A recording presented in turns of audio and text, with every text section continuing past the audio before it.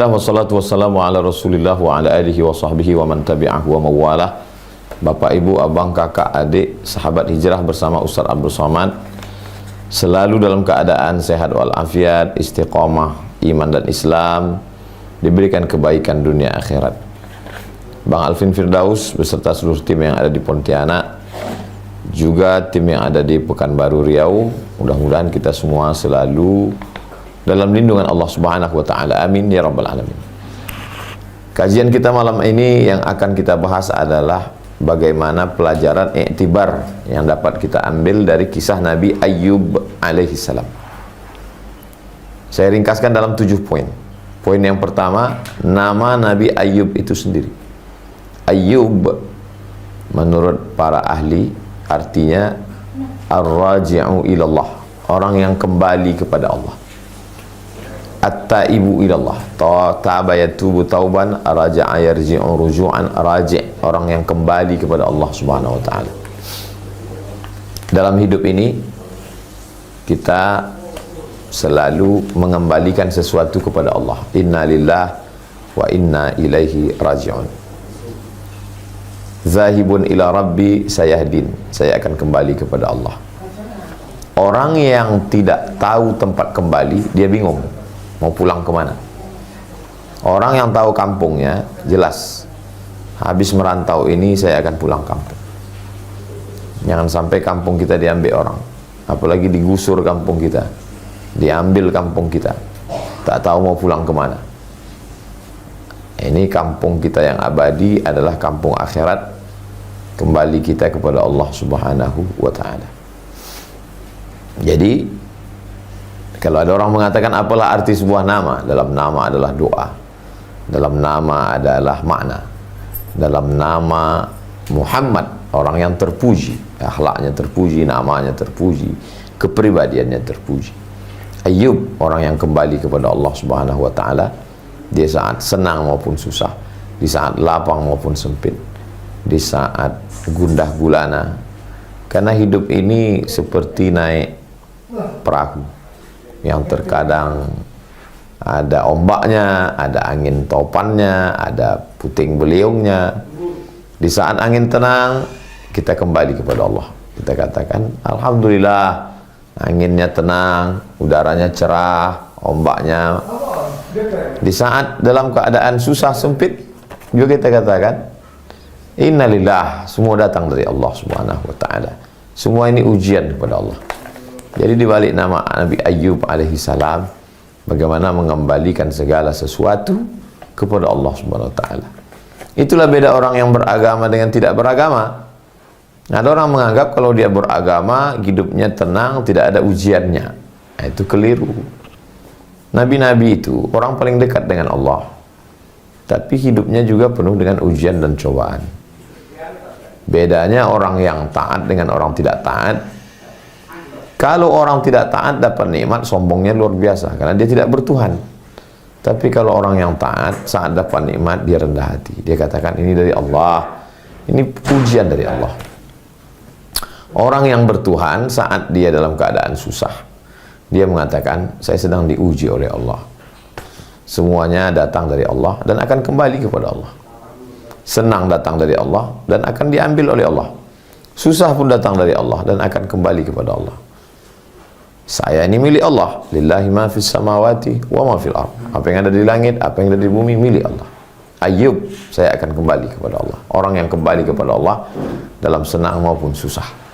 Itu sekilas nama Ayyub alaihissalam.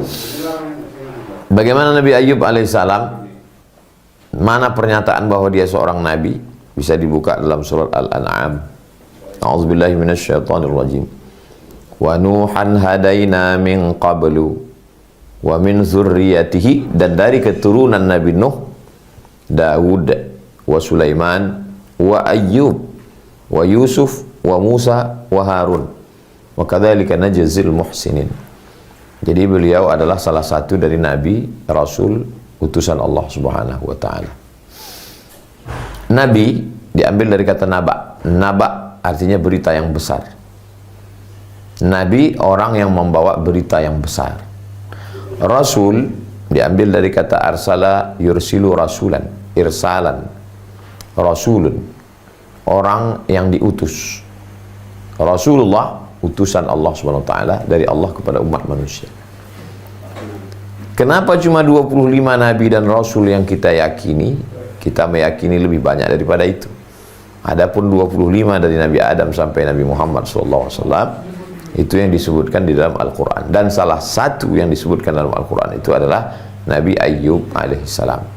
Tidak ada ikhtilaf di antara ulama bahwa beliau adalah salah seorang nabi pembawa berita, rasul, utusan Allah kepada umat manusia.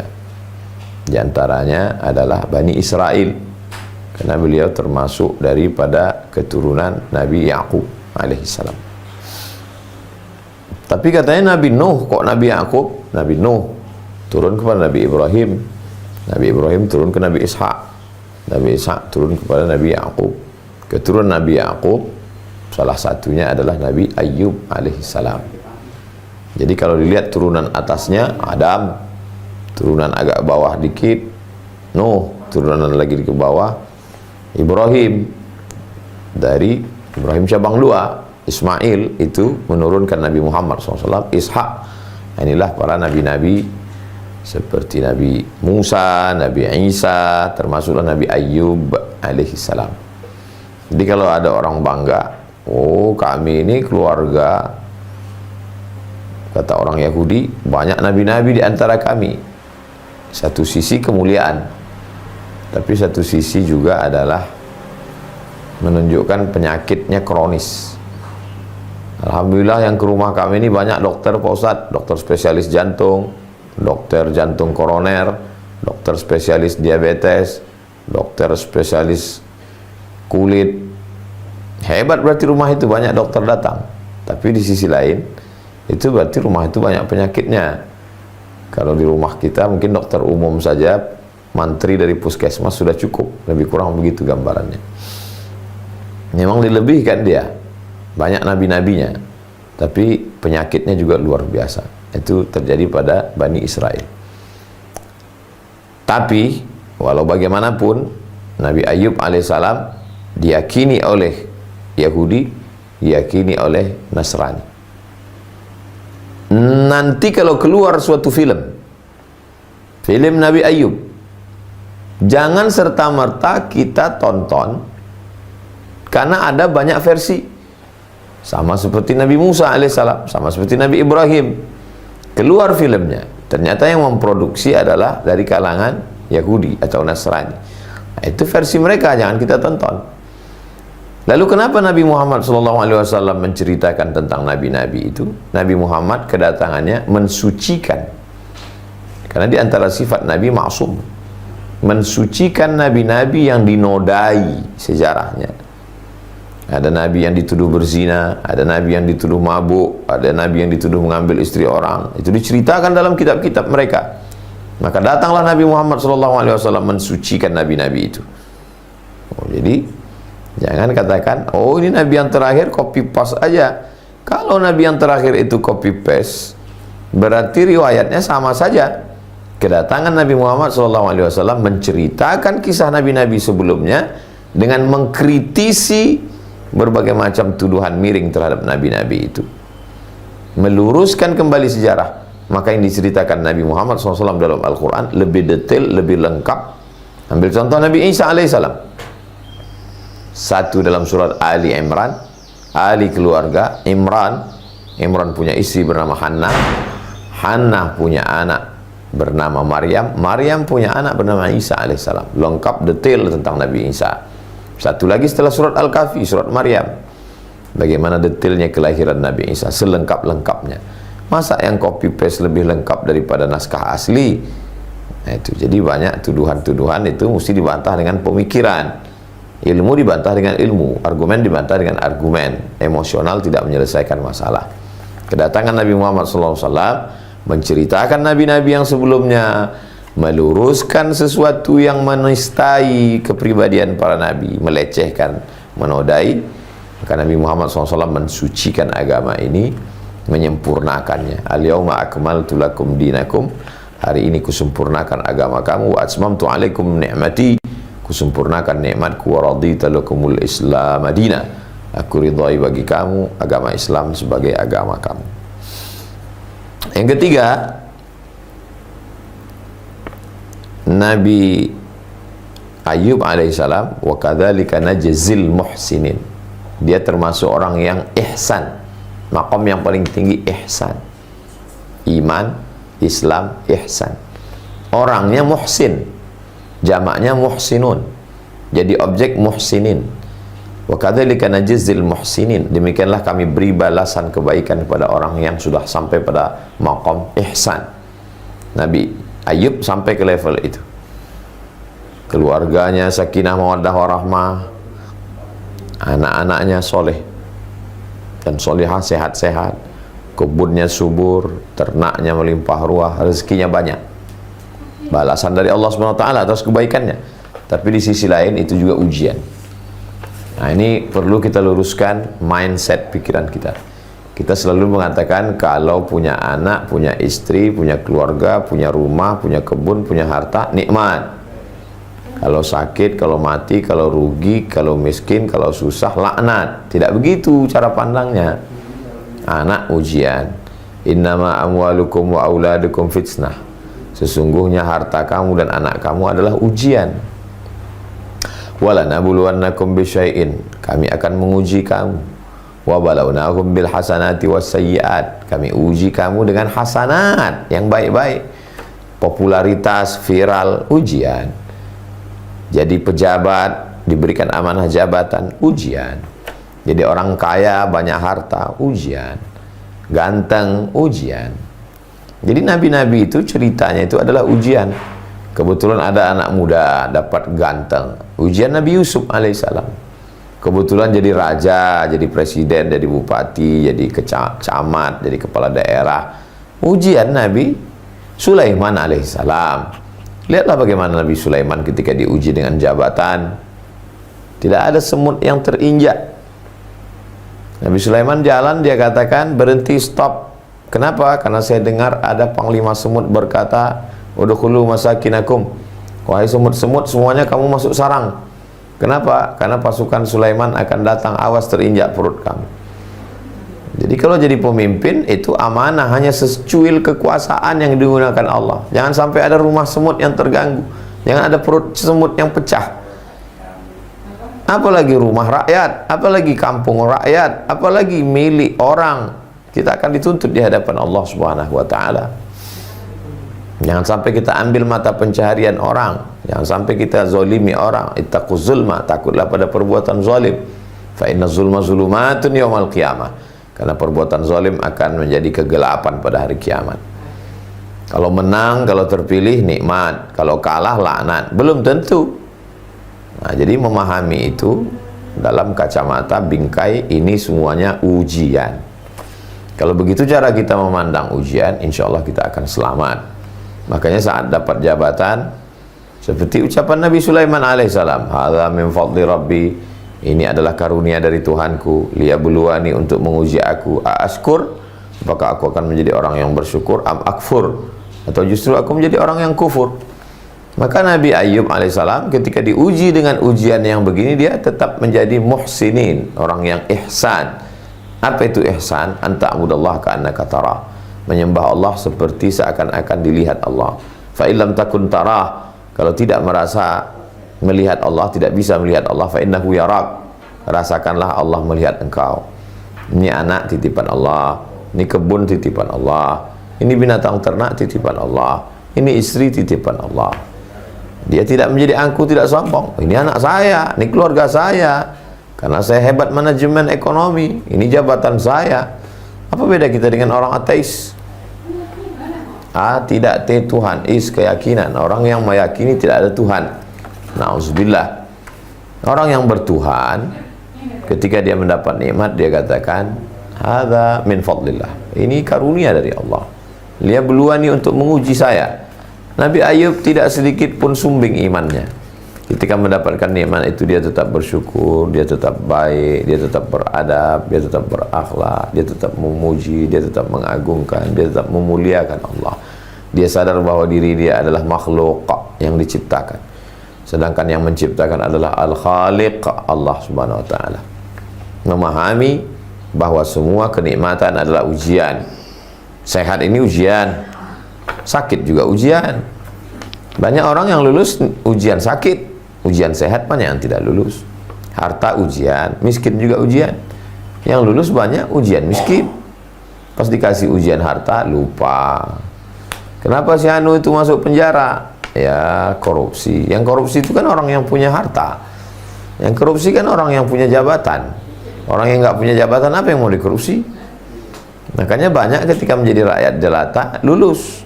Ketika menjadi penguasa, tidak lulus.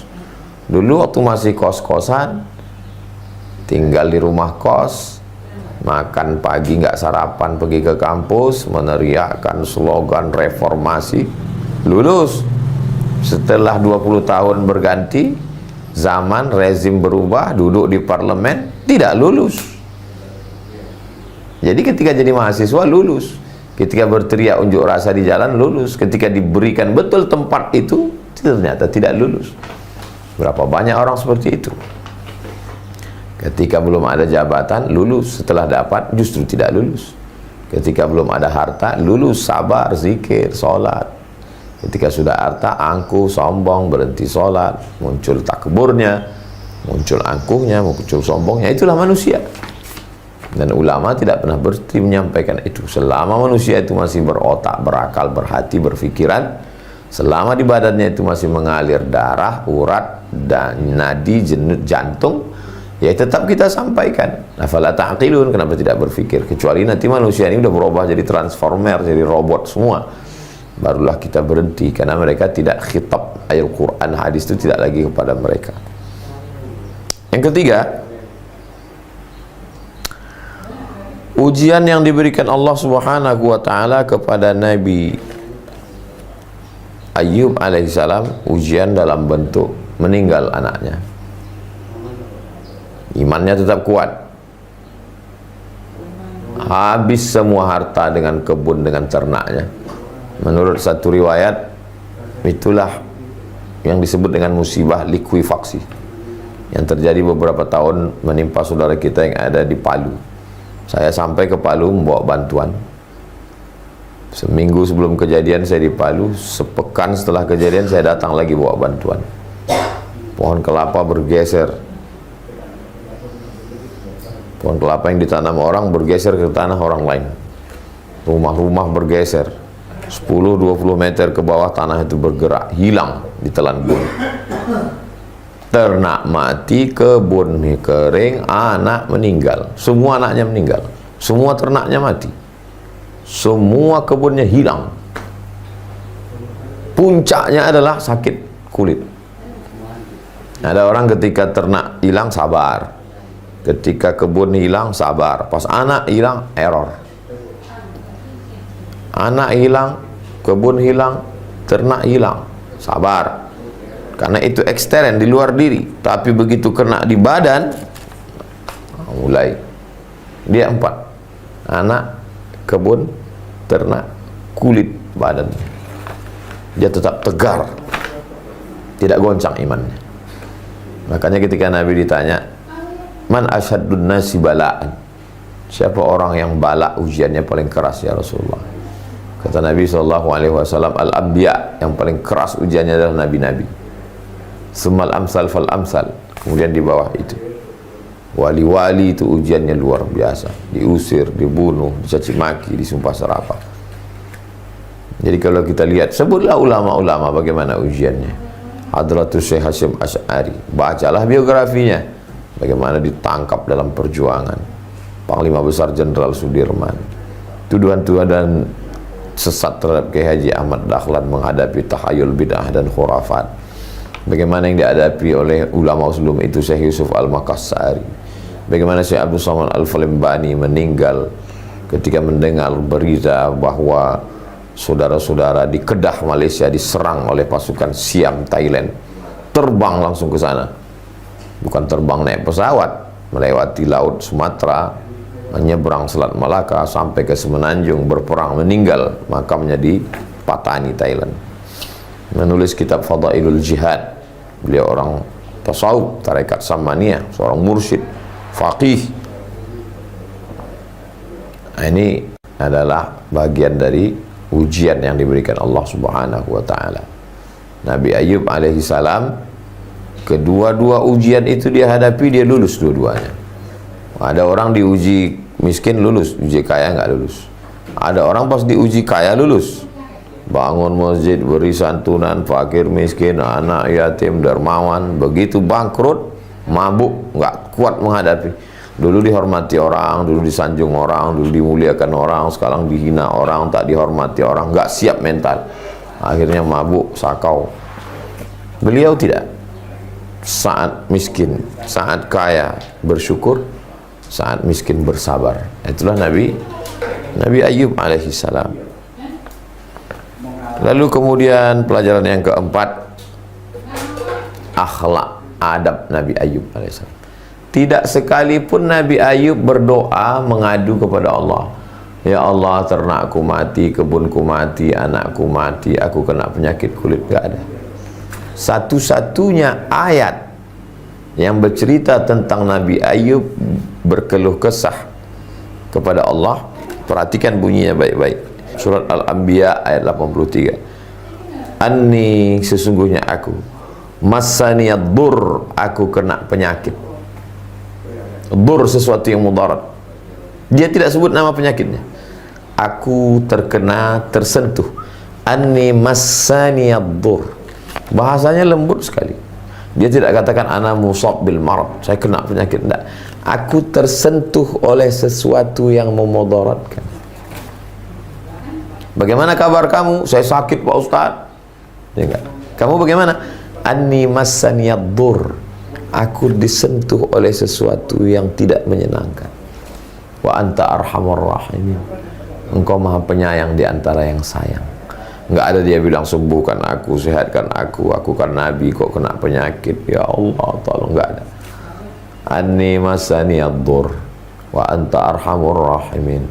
Aku disentuh oleh sesuatu yang memudaratkan. Engkau maha pengasih penyayang di antara kasih dan sayang. Seperti kata sindiran. Misalnya ada tetangga kita, dia lagi nggak punya uang, terus datang ke tetangga sebelah. Kalau yang kurang adab, dia katakan, aduh saya udah nggak makan 3 hari, kasihlah saya duit. Tapi kalau orang yang lembut, saya sedang mengalami sesuatu yang tidak menyenangkan, dan engkau adalah orang yang paling kasih dan sayang di antara semua tetangga yang ada di sini. Lembut, halus. Dan tetangga yang kenal itu pun langsung merasa, oh, apa yang bisa saya bantu. Begitulah Nabi Ayub merayu Allah SWT. Rabbi anni massani ad-dur. Aku disentuh sesuatu yang memudaratkan. Maksudnya penyakit.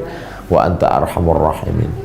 Engkau maha pengasih, maha penyayang. Engkau di antara yang paling sayang. Orang tua sayang, anak sayang, tapi engkau paling penyayang. Semuanya kasih.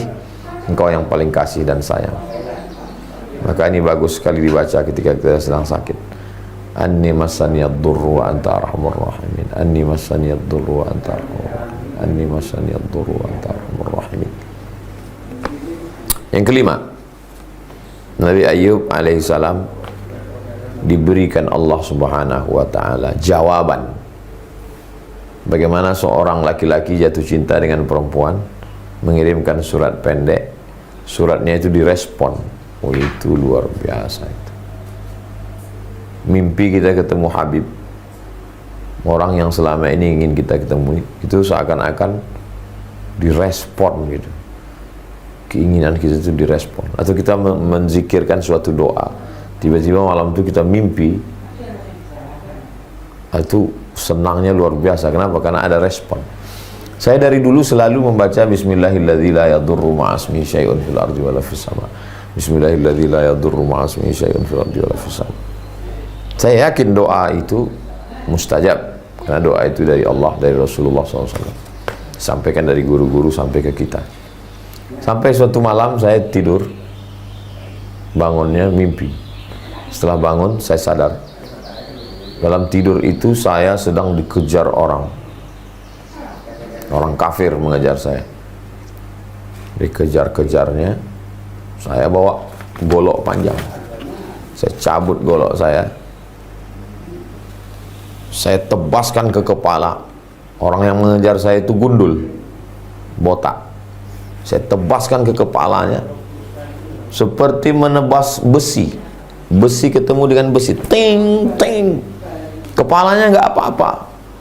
Sampai akhirnya saya bacakan, Bismillahilladzi la yadurru ma'asmihi syai'un fil ardi wala fis sama' wa huwa samiul alim. Pus, berdarah kepalanya. Saya bacakan lagi, Bismillahilladzi la yadurru ma'asmihi syai'un fil ardi wala fis sama' wa huwa samiul alim.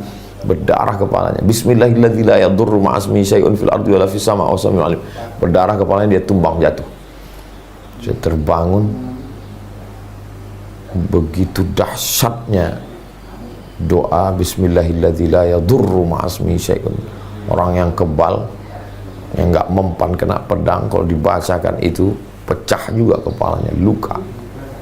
Mimpi itu sangat jelas, nampak saya orang itu mengejar saya, matanya, kulitnya, wajahnya, nampak saya gundulnya itu nggak mempan. Begitu setelah dibacakan Bismillahilladzi, ujung pedang itu kena ke kepalanya, berdarah dan dia tumbang jatuh. Mimpi juz'un min ajza'in nubuwah, kenabian sudah tak ada lagi. Tapi jangan lupa Nabi Ibrahim ketika menyembelih anaknya itu melalui mimpi. Ya bunayya, wahai anakku, inni ara fil manam, aku lihat dalam mimpiku, anni azbahuka, aku menyembelih lehermu, melalui mimpi. Nabi pertama tanda-tanda kenabian itu mislu falaqis subhi, seperti waktu subuh yang terang benderang, itu melalui mimpi. Nah, jadi kalau kita sebelum tidur berwudu, berzikir, bersolawat, datang sesuatu yang itibar yang baik, respon dari Allah SWT dia kirimkan melalui mimpi. Mimpi terbagi tiga. Yang pertama, mimpi dari syaitan, namanya waswasah. Yang kedua, mimpi dari malaikat yang dikirimkan oleh Allah, namanya ilham. Mimpi yang ketiga adalah adghatsu ahlam, bunga-bunga tidur. Jadi sebelum tidur atau siang itu mikirkan sesuatu, terekam dalam bawah sadar, pas tidur dia rekamannya terulang lagi. Makanya pikirkanlah yang baik, ucapkanlah yang baik, renungkanlah yang baik, supaya terbawa ke dalam tidur juga yang baik-baik. Nabi Ayub, respon yang diberikan Allah langsung, apa kata Allah? Urkut birijlika, injakkan kakimu, tumitmu ke tanah. Hadza mughtasalun, memancar air. Mughtasalun, engkau mandi di situ. Baridun, airnya sejuk dingin. Wasyarabun, diminum, dimandikan airnya, lalu kemudian diminum. Sehat walafiat. Nabi Ayub kembali semula, kulit-kulitnya semua sehat walafiat. Dan yang paling setia menemaninya adalah istrinya, Rahmah. Makanya di antara doa Pak Kuas setelah akad nikah, Allahumma arham bainahuma kama rahimta baina Ayyub wa Rahmah. Ya Allah, buat dua pasangan laki-laki perempuan yang baru menikah ini memiliki kasih sayang sebagaimana kasih sayang Nabi Ayub dan Siti Rahmah. Makanya kesabaran yang paling puncak adalah sabar Ayub. Orang selalu mengatakan isbir sabr Ayub, sabar ya sesabarnya Nabi Ayub. Puncak kesabaran. Yang keenam, ada satu ikon. Ikon mesin cuci, ini deterjen, ini air minum, ini sepeda motor, ini saya nggak sebut mereknya, dia jadi ikon. Penguasa Daud Sulaiman, ganteng Nabi Yusuf alaihissalam, sabar, ridha Nabi Ayub alaihissalam. Jadi keridhaan Nabi Ayub itu luar biasa. Bagaimana dia sabarnya, sabar saat kaya, sabar saat miskin. Sabar saat kaya menahan tamak untuk berbagi harta. Sabar saat miskin menahan caci maki, sumpah serapah untuk menerima takdir Allah. Sabar saat berkuasa, mampu menahan emosi untuk tidak membalas orang lain dengan kekuasaan. Sabar saat tidak berkuasa, tetap menguasai diri pada momen-momen perkara-perkara yang memang orang dituntut untuk memiliki kesabaran. Dan yang menjadi ikon untuk kesabaran dan keridhaan itu adalah Nabi Ayub alaihissalam. Yang terakhir, yang ketujuh, perlu kita untuk membahas kisah-kisah supaya apa? Supaya kita mengambil iktibar pelajaran. Faqsusil qasas. Orang yang sedang hanyut, dia merasa dialah yang paling parah. Orang yang sedang hanyut semua dia tarik. Jangankan bambu, jangankan kayu, rumput yang lapuk pun dia tarik. Namanya juga sedang hanyut. Orang yang dalam kesulitan, kesusahan, dia merasa dia yang paling sulit, Tuhan tidak adil, kenapa begini, kenapa begini, kenapa begini. Makanya buka Al-Quran, baca terjemahnya. Termasuklah kajian kita ini, mudah-mudahan memberikan, kata orang Melayu, setawar sedingin. Dingin hati kita. Oh, sedang orang selevel Nabi Ayub aja begitu ujiannya. Sedang orang yang imannya sehebat Nabi Musa aja begitu ujiannya. Sedang orang yang setinggi itu kedudukannya Nabi Muhammad SAW aja begitu. Apalagi saya yang bukan apa-apa dan bukan siapa-siapa. Jadi kalau begitu kita memahami, insya Allah kesabaran itu ditumbuhkan dengan pikiran, kesabaran itu ditumbuhkan dengan hati. Pikiran dan hati itu menerima maklumat, informasi dari telinga, inna sam'a, dengar, wal basar, lihat, wal fuad, renungkan dan pikirkan.